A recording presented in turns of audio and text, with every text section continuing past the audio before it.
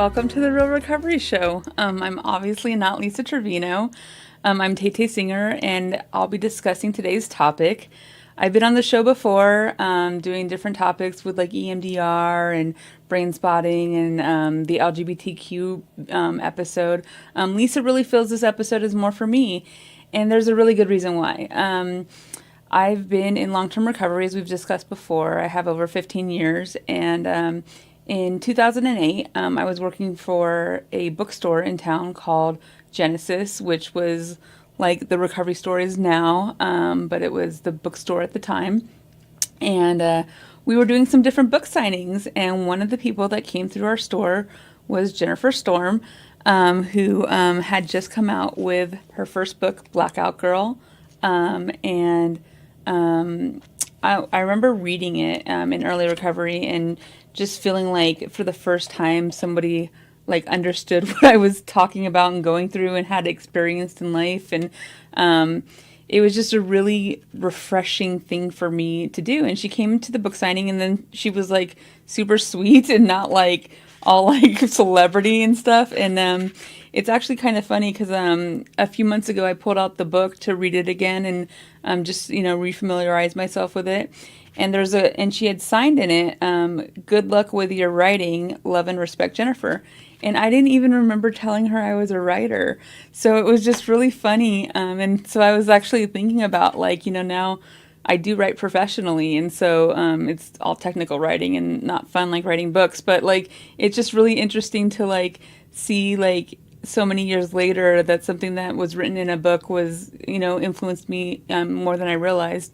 And she's come out with 2 new books. One is Awakening Blackout Girl, and then she kind of redid the original Blackout Girl. And so we're going to talk to Jennifer Storm today. She's on with us, and I'm so excited that you're here. It's crazy that it's been 15 years since we've seen each other, but I know that you've also kind of kept in touch over the years here and there. I remember when October 1st happened, you were one of the first people that contacted me and was like, "Are you okay? How's everything doing?" And it was just really it warmed my heart that you would even think about me that many years later. What are you up to? What's the book's about? What's life like? Let's get into it. Small topics. Well, hi, and it's so good to see you. You too. Thank you so much for having me on. I'm really excited to kind of have this conversation with you and love to see what you've done and that you're still in recovery and still kind of doing this great work. Life is good. There's been a lot of ups and downs, I think, like everyone. Mm-hmm. So I wrote Blackout Girl, obviously, in 2008. So it was published back then, and did an extensive tour with it. Did a lot of speaking. It was really like this wonderful catalyst that helped me really find my voice, not just as a person in long-term recovery, but as a survivor of sexual violence. Mm-hmm. And that's when I really started making those connections that I wasn't alone, and there were so many other people out there who were struggling with their own trauma around their sexual violence, and then that connection to this really common coping mechanism that 90% of us turn to, and that's substances. Mm-hmm. Whether it's drugs, alcohol, sometimes it's food. Predominantly we're talking drugs and alcohol. And as I was traveling across the country and meeting survivors and talking to people, first of all, I never went to an event where I didn't have at least one person come up to me and disclose their sexual violence for the first time. Right. And that was always just this incredible honor. And such a huge, it felt like such a huge responsibility to receive that information and then be able to resource that person in a way that felt, hopeful and healing. So there's such a connection between the two that my work started to really center around that. My story, if you kind of want me to go back and talk about it a little bit. I grew up in Pennsylvania in a pretty decent home. I had a nuclear family. For the most part, we were well off ish. We did pretty well. I was a straight A student. I was a cheerleader. I was, really academically into my schoolwork. And then I was raped at age 12. Mm-hmm. And it was this pivotal event that just literally shattered everything about my life. I often say, if like you have a pane of glass in front of you and it shows you a picture of what your life looks like, that single event just smashed that picture all over the floor. And I was walking among the ruins and just getting cut every way I turned. This was in the 80s. This was 1987. We did not have a lot of advocates. We certainly did not have the level of awareness that we have today about sexual violence, did not have the resources. Both my parents came from alcoholic abusive homes. They both suffered trauma in their own respects. My father was a Vietnam vet, first infantry, so he had significant PTSD, and he grew up in a horrifically violent alcoholic home. Same with my mom. So they both had all this untreated trauma that they were walking around with. And so when this thing happened to me, a couple things happened. It cracked open our family in a way that I held onto for a really long time as like my responsibility and my fault. We were never really big emotional talkers as a family anyway. And it got worse after this happened. It's like everyone just fell silent. And I don't know, I think it was really centered around my parents didn't know what to do with me. They didn't know how to respond to me. And I think what happened to me, what I know now, biologically, neurologically, what I know about trauma is it brought their trauma up right in their face. And so I feel like I became like this walking version of this untreated wound that they both had within each other. So, very quickly I watched their marriage kind of fall apart. I mean, and it was already doing that, but it really accelerated after this. I watched my brothers kind of splinter off. I had two older brothers. I had really never drank up until that point. And so I started drinking because alcohol felt like an escape. It kind of quelled that pain that I was having. And I didn't drink like a normal person. I drank, alcoholically from the minute I picked up. I never could just pick up one drink and be done. I would pick up 1, 2, 3, 4, 5, 6, 7, 20 till I blacked out. So it's not a coincidence that the title of my book is Blackout Girl, because that's who I became. I didn't drink to just be social. I drank to get inebriated. I drank to forget. I drank to fill this gaping wound that I had inside me. Because of that kind of blackout factor, though, and being a survivor of sexual violence, that put me in a lot of really vulnerable places that led to then more violence. And so what I was seeking was an escape, but what ended up happening was I'd get that escape, and then sometimes it came with like a dose of harm or a dose of trauma, right? So I really wanted to figure out a way to continue to use, but not black out. And so this started at 12, someone introduced me to cocaine at 15, and I started using that. And that substance allowed me to not black out. So I could drink as much as I wanted to, because drinking was always my primary addiction. And then if I did cocaine, I would remain in control of my body, which I realize kind of sounds a little counterintuitive, because clearly I was, inebriated, but in a different way. I wouldn't lose time. I wouldn't lose memory. And I had control of this. And so that became a really codependent kind of combination for me. And if I drank, I immediately then sought the cocaine, because I had this great fear that if I didn't, I was going to black out, and then somebody might try to rape me again or harm me again. So I was cocaine addicted at 15, and right after the assaults. So the perpetrator in my case was somebody I didn't know. He was much, much older than I was. He was in his late 20s. He was arrested. I had to go, testify, did all of that. And I attempted to kill myself for the first time a couple months after that. It was right when I had turned 13. And it wasn't that I was trying to kill myself. I was just trying to kill the pain. I didn't know what to do. Nobody was talking to me. I had no safe space to say, like, this happened and I don't know what to do, and I'm hurting and I'm suffering. I didn't have the language. I didn't have the words, and no one around me had the language or the words. So everyone just pretended like it didn't happen. Yeah. So there was no acknowledgement. Like I never had like anyone just like hug me and say, "Oh, I'm so sorry that happened to you." Right. Like this must be really hard for you. Like there was just no acknowledgement that this massive, pivotal, life altering thing happened to me. And then after that, other events, right? And so my life just spiraled. I was barely attending school, barely. I was skating through grades. I couldn't sit still in class long enough to absorb knowledge, let alone interact. I had PTSD. I didn't know it at the time. I couldn't sleep. I had horrible insomnia. I was writing really morbid poetry at the time, which was a good avenue to kind of get that darkness out of me. So writing has always been really important to me. I mean, I have the first book that I ever wrote when I think I was in fourth grade. I got an A on it, obviously. But I still have it. Like I have it in my like little, archives of stuff from my childhood. Yeah, I just began to spiral and my addiction got worse and worse. And as you know, the more we drink, the more we drink, the more we drink, the more you use, the more you use. Yeah. And, when you're using to cover up trauma and then you're also collecting trauma as you're doing that, you just become this massive snowball of trauma and dysfunction. And that's what I kind of became. And I didn't know how to get out of it.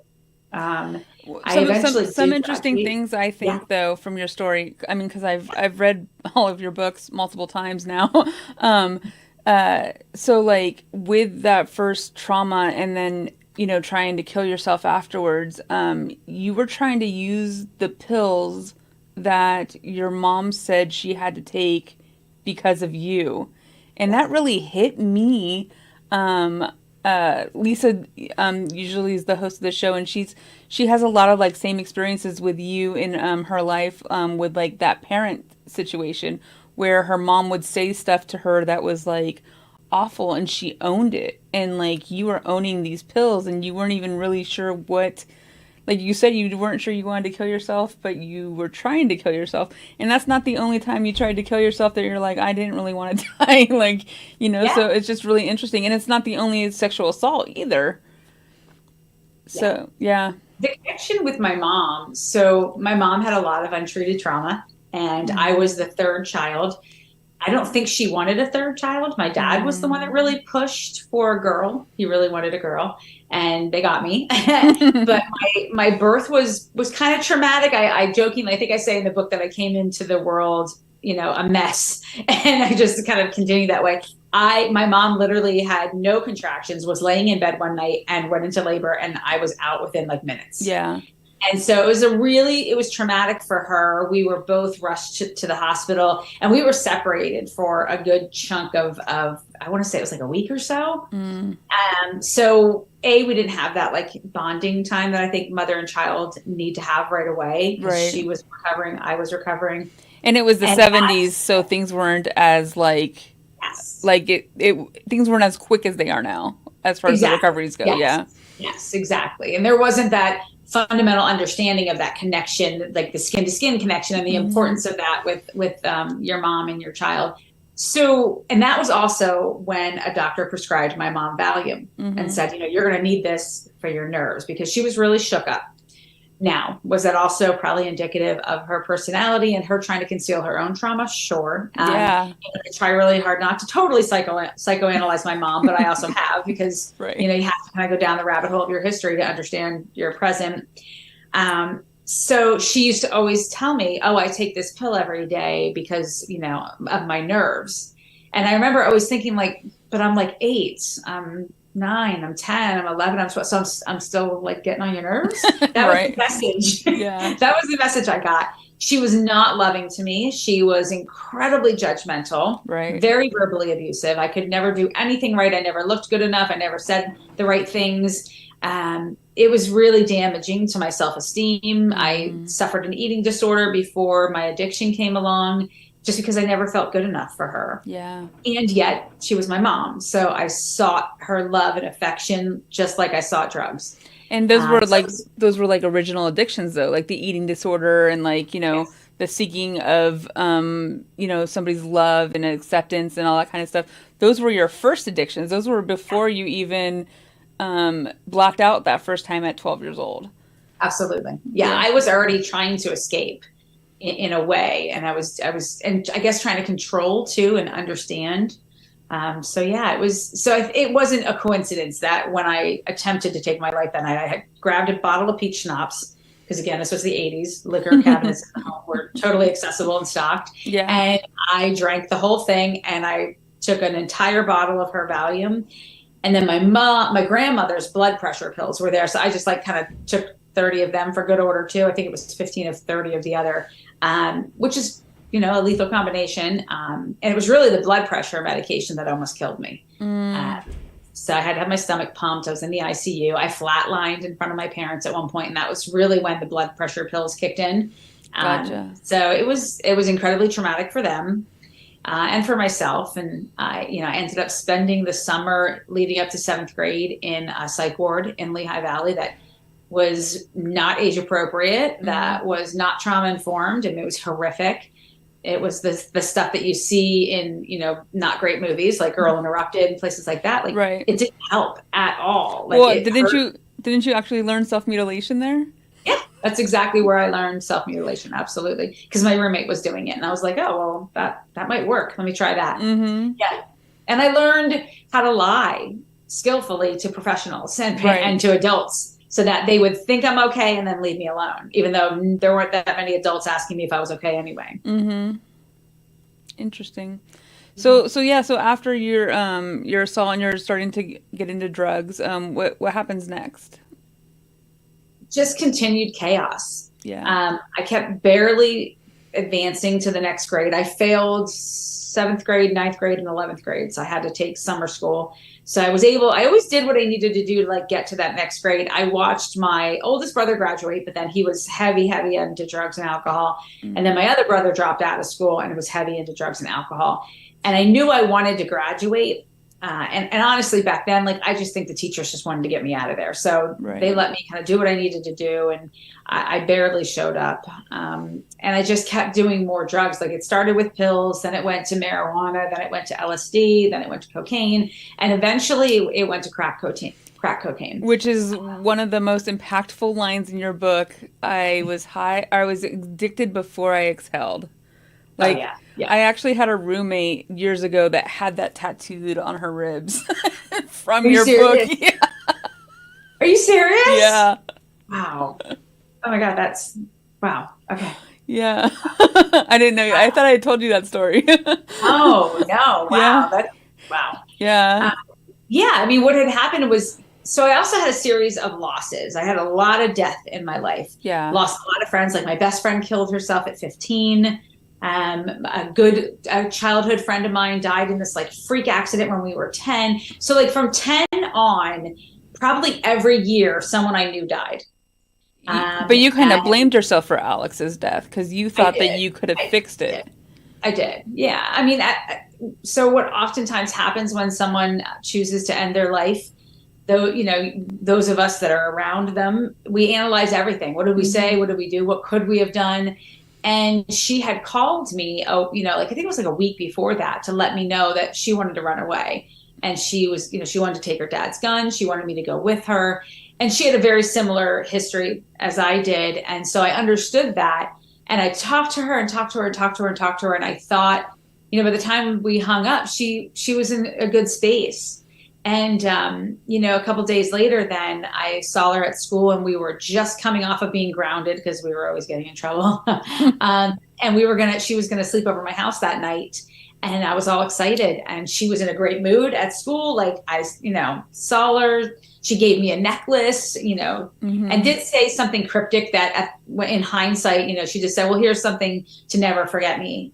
So you'll never forget me. And and it didn't click in the moment. I was just like, oh, this is just Michelle, and she's just being sweet. Yeah. And then a couple hours later, after we got home from school and like I was getting ready for the sleepover, we got an alert on a scanner. A friend of mine got an alert on a scanner and came rushing into my house and said there was a shooting on Sleepy Hollow Drive. And she was like one of the only houses there. And I just immediately knew it was her. And so my dad and I jumped in the car and we went. Of course, there was crime scene tape everywhere. And they let us know that she had shot herself in front of her dad. Yeah. And that was one of the like more impactful ones, but there was a series of them. And that didn't just affect you, that affected your brother too. Because you guys are so close. And you guys are so close in age. And like my sister and I we're she's a year and 4 months older than me. So like there was a lot of like that, like, sharing of friends and, like I would date her friends, and like I totally get all that. So there was a lot of trauma, but you've really taken all of these negative things and you've used them for something positive. It's interesting reading your new version of Blackout Girl, because in the beginning of it, it talks about you being a victim advocate, and it actually talks about the Bill Cosby trials, which hadn't happened in the first book. So it was just really interesting to like hear some of the things that you're doing now. So, like what kind of things would you say are the things that you're working on most right now that you want to let people know about and, be a part of and that sort of thing?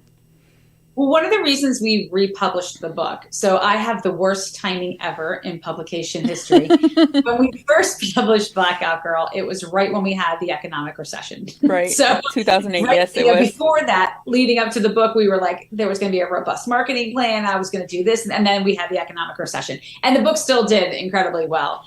And then, the Me Too movement hit. And I had been already a victim advocate. I'd already been working on these cases. I mean, the original, and I still love the original opening of Blackout Girl. And we did change it because it was outdated, but it broke my heart a little bit because I absolutely loved that opening. Yeah. And so, since that time, I had worked with so many victims of sexual violence, and my focus had really been on, victims of sexual violence who are using substances to cope.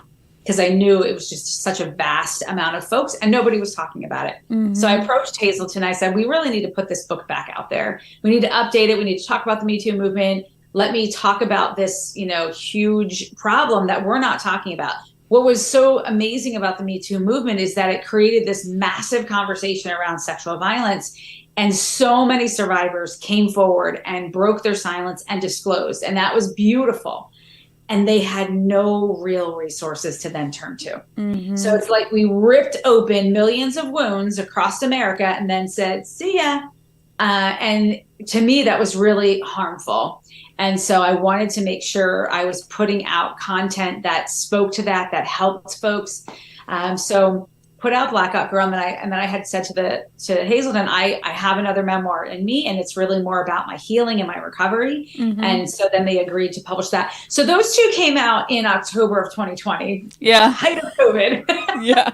So I know, because we actually had planned on like maybe doing something, and then like it didn't happen. I was on tour. I ended up going on tour from this chair, and so it really impacted my ability to get the word out about the book and for me to really kind of travel with it, which was pretty unfortunate. I'm really proud of Awakening Blackout Girl. It is really kind of how I've maintained recovery. I've been in long-term recovery for 25 years now. I just celebrated 25 that's years. Amazing. Congratulations. And, I don't think we talk enough about how do you sustain and maintain recovery. I think we love to hear the horror stories. We love to hear about all the trauma. And then we don't always tilt towards the solution and how do you live in that solution and what does that look like? And so that's really what Awakening is about. It's about living life on life's terms and then really offering concrete methods for other survivors and people who are looking for recovery to access so that they can find that recovery too. So there's exercises in there's meditations, there's mantras. And what I've done since I couldn't tour with it, I created a 10-week curriculum based off of the book. Oh, cool. So what I really did was I took out, what I thought were the 10 core concepts, and I created a curriculum that I am slowly kind of putting out into the world. I piloted it in Pittsburgh with the Center for Victims of Crime in Pittsburgh, this amazing crime victim center there. And then I was just in Maine with their Mental Health Services and Sexual Assault Coalition, and we just ran a group there. Oh, so awesome. I'm, kind of getting it out there. I'm about to probably launch one just by myself that I do. So I'm just starting. I actually just put stuff on social media today to try to get folks interested.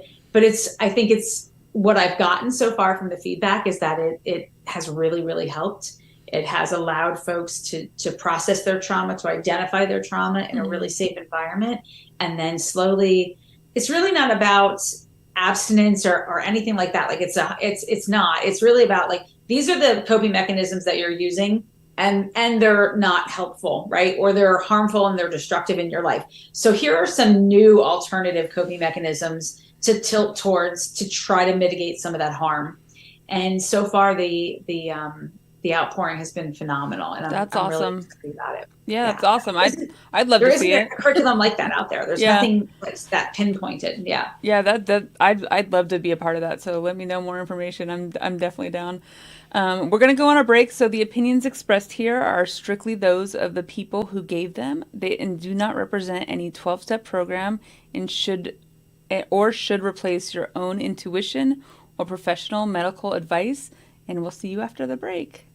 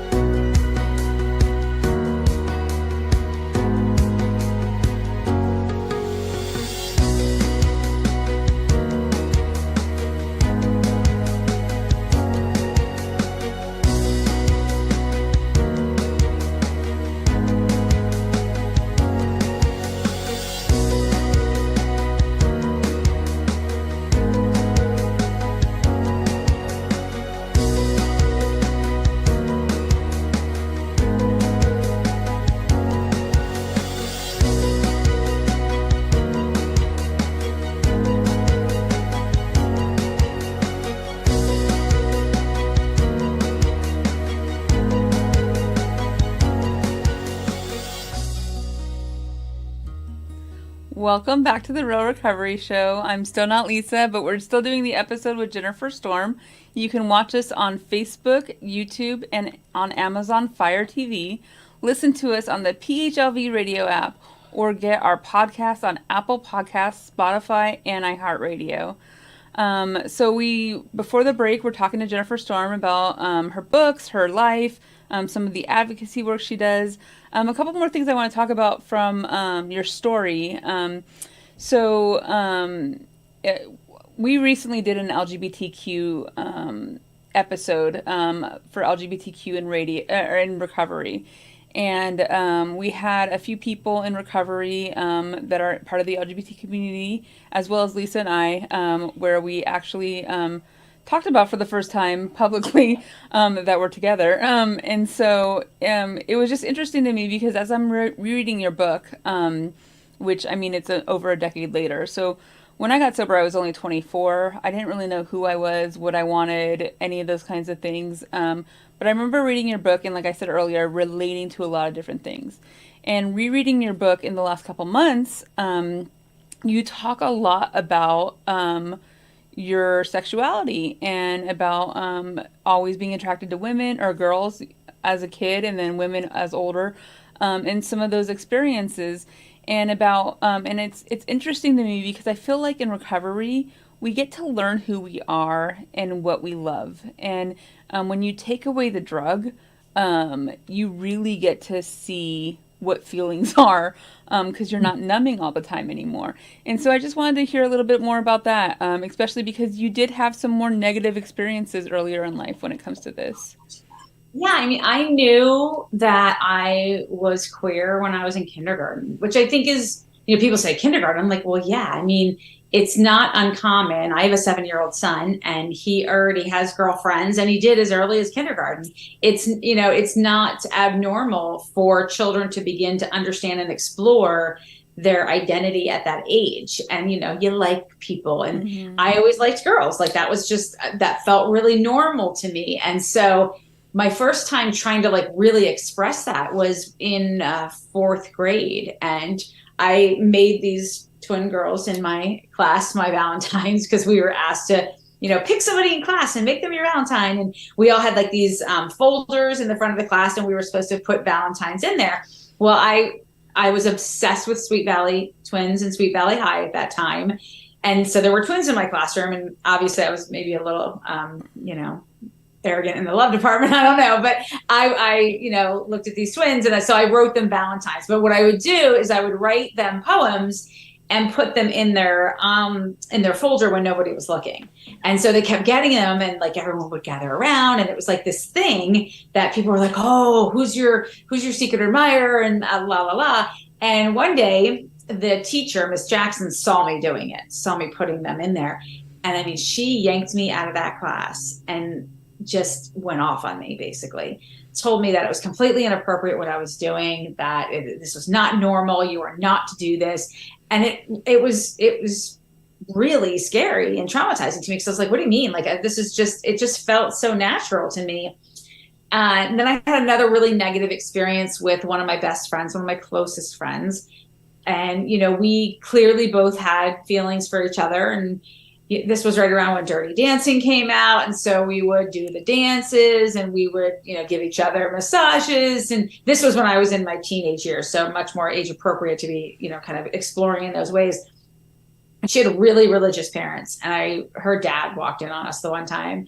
And I think we were Dirty Dancing. I'm almost positive. And he just like started screaming at me, chased me out of his house, was calling me a lesbian. I didn't even know what that was.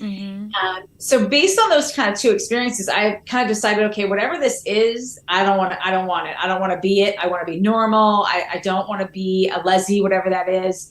And so I just started to kind of like go with the flow. And I started to like boys and do what, you know, what I thought I was supposed to do. And then after I was assaulted, I also had this really dysfunctional understanding of affection and sex. I didn't know anything. I had never really had sex ed prior to that. And then like my first experience is a rape.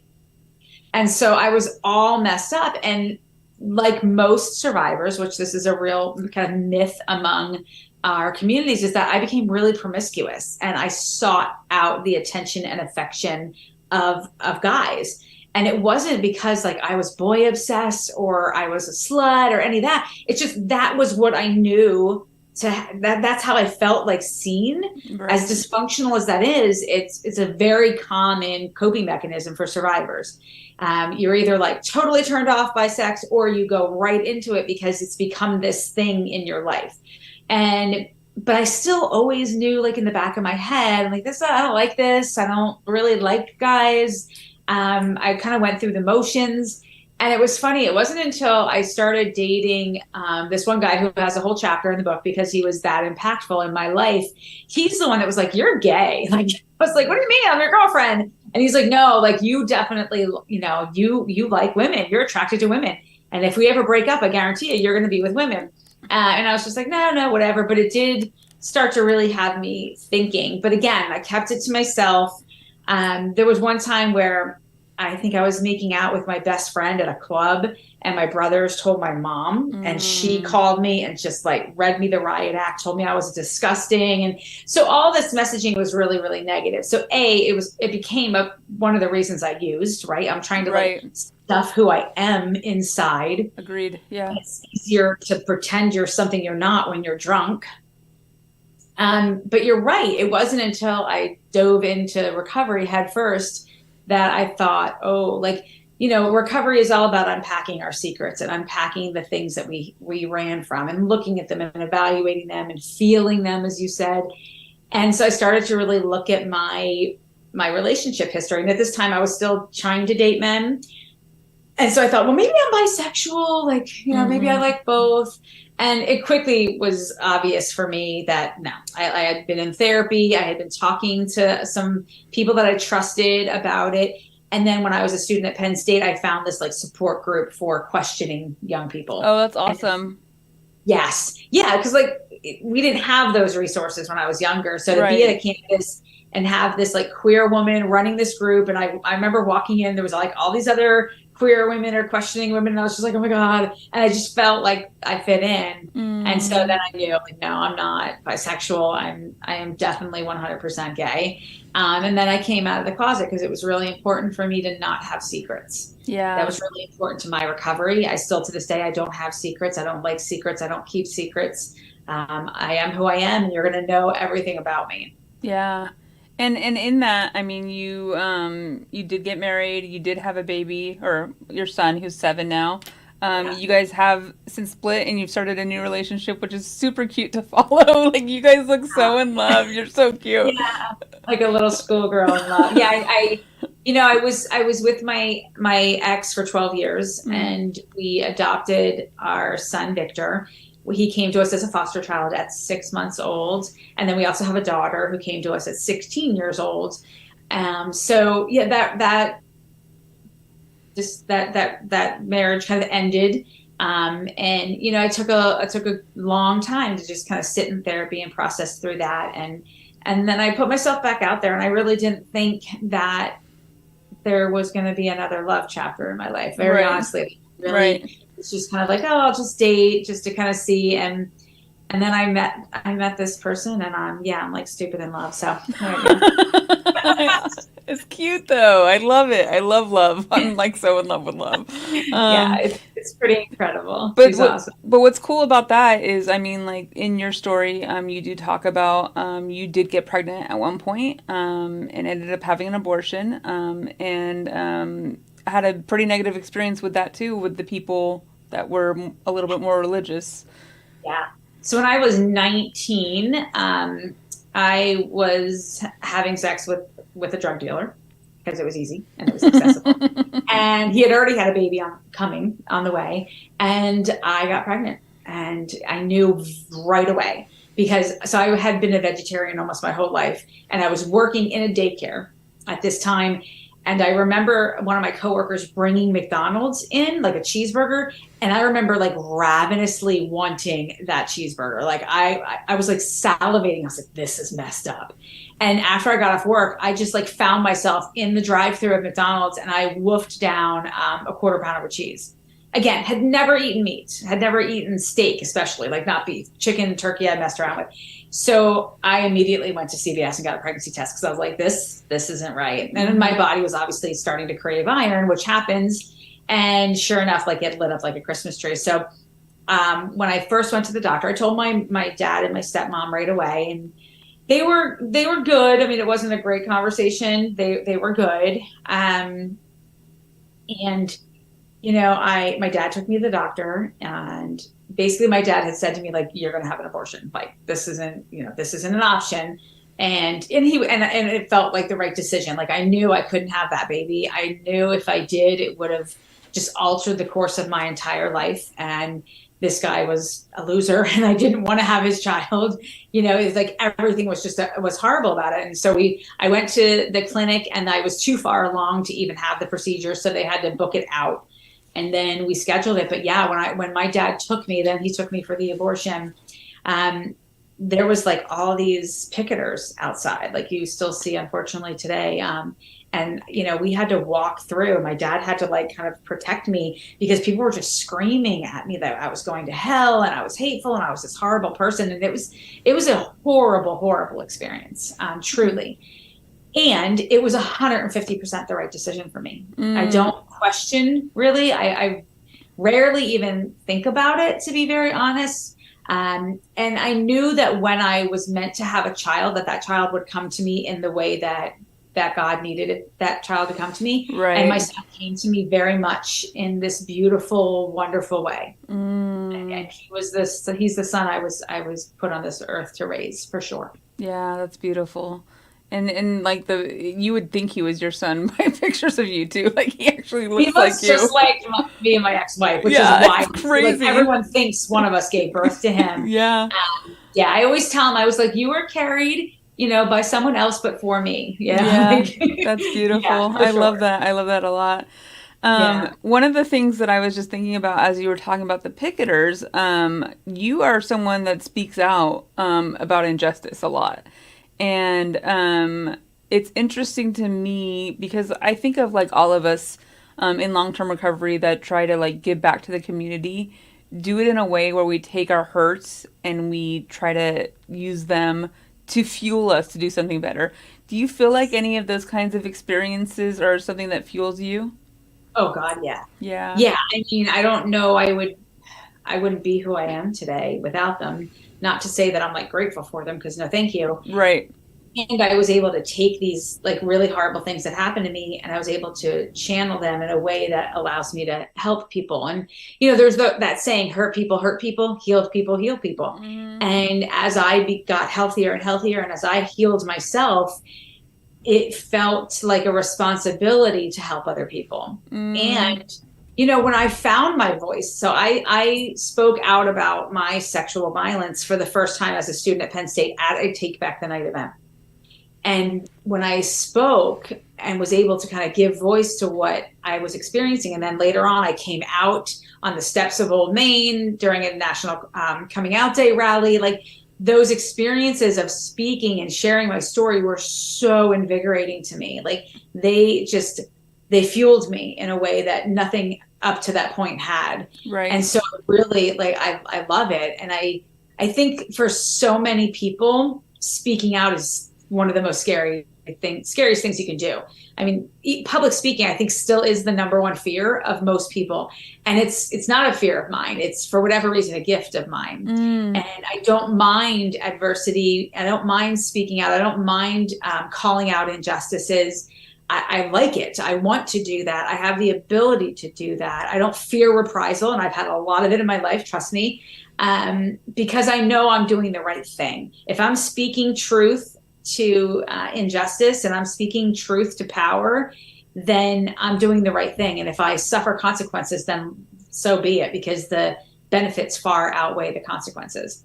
I mean, I spoke out about sexual violence way before most people were. I mean, it was in 2008. Yeah. It was like really on the national scope. It was like me and Mackenzie Phillips. Yeah. Like, that I was getting phone calls from the Rolling Stone magazine, from E! Online, from like these major outlets. And I was just like this person. Yeah. But I was speaking publicly about my sexual violence, and there weren't that many of us that were willing to do that. Right.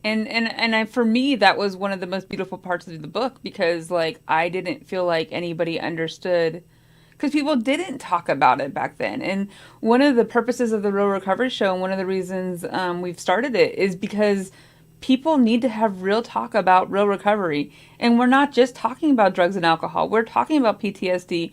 We're talking about sexual abuse. We're talking about the LGBTQ community, and we're talking about abortion. We're talking about all the things that people don't talk about, because it's so important to have that voice.